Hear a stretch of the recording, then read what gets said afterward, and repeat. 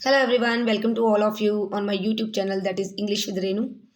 मैं रेनू बंसल आप सबका अपने यूट्यूब चैनल पर हार्दिक स्वागत करती हूँ। जैसे कि आप सबको पता है कि मैं एक एस्टेट कैंडिडेट हूँ और लगातार आप सबको एस्टेट की लेटेस्ट अपडेट देने का प्रयास करती रहती हूँ।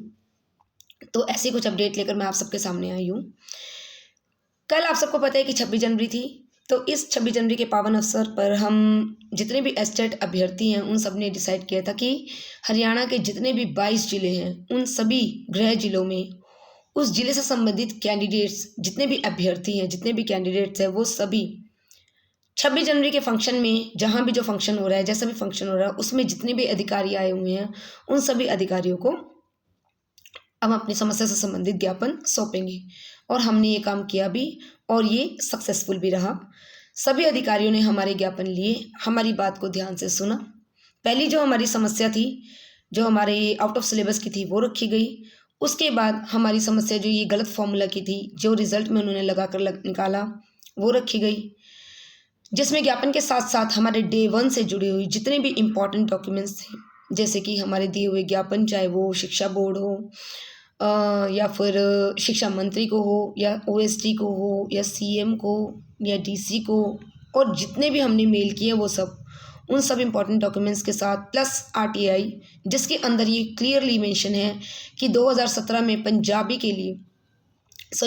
सब्जेक्ट में जो ग्रेस मार्क्स दिए गए हैं वो आउट ऑफ सिलेबस की वजह से ही दिए गए हैं। तो उन सारी समस्याओं के बारे में, इन सारी बातों के बारे में, हमारी समस्या से रिलेटेड इस पॉइंट को उठाया गया और इस बात को अच्छे से क्लियर किया गया। सभी अधिकारियों के सामने इसे रखा गया कि ये हमारी समस्या है, अब आप बताइए कि इसमें कितना लॉजिक है और ये कितनी इलॉजिकल है। तो सभी ने बड़ी हमारी ध्यान से सुनी बातें। जैसे कि मैं कैथल से बिलोंग करती हूँ और कैथल में जो नायब तहसीलदार है कैथल के, श्री आशीष जी, मैंने उनको अपना ज्ञापन सौंपा और उन्होंने 15 से 20 मिनट मुझे दिए और सारी बात जो है मैंने उन्हें बताई विद डॉक्यूमेंट्स, सारे एक्सप्लेन किया।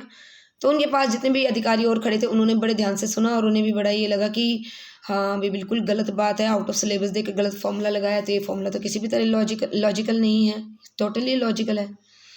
इसके अलावा जो करनाल के एमपी है संजय भाटिया जी, उन्होंने बड़ा अच्छा रिस्पॉन्स दिया। उन्होंने भी यही कहा कि इस तरह की बात है कि अगर 78 79 वाला पास हो रहा है और 88 89 वाला फेल हो रहा है तो ये तो बड़ी गलत बात है।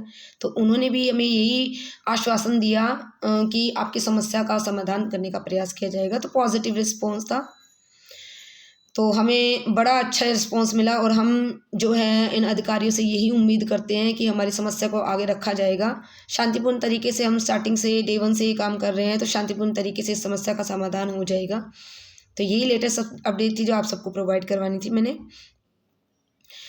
अभी भी मुझे ऐसा लगता है कि बहुत से कैंडिडेट ऐसे हैं जो बिखरे हुए हैं, तो उन सब मोतियों के इकट्ठा होने की ज़रूरत है। और जब तक हम एक नहीं होंगे, यूनिटी नहीं होगी, again I am repeating this, तब तक हमारी स्ट्रेंथ नहीं बनेगी। ओके, तो अगर आप सब कैंडिडेट्स, जहाँ तक मेरी बात पहुँच रही है, अगर आप सब जो अब तक इस मुहिम से नहीं जुड़े हैं तो आप सब इससे जुड़ सकते हैं व्हाट्सएप के थ्रू, जिसका लिंक जो है नीचे डिस्क्रिप्शन में दिया जाएगा।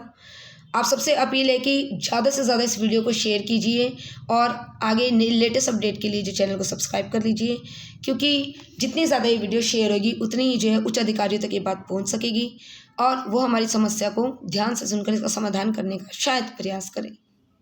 तो यही लेटेस्ट अपडेट्स मैंने आप सबको देनी थी। So that's what I wanted to tell. So that's enough and next video के लिए आप सब वेट कीजिए।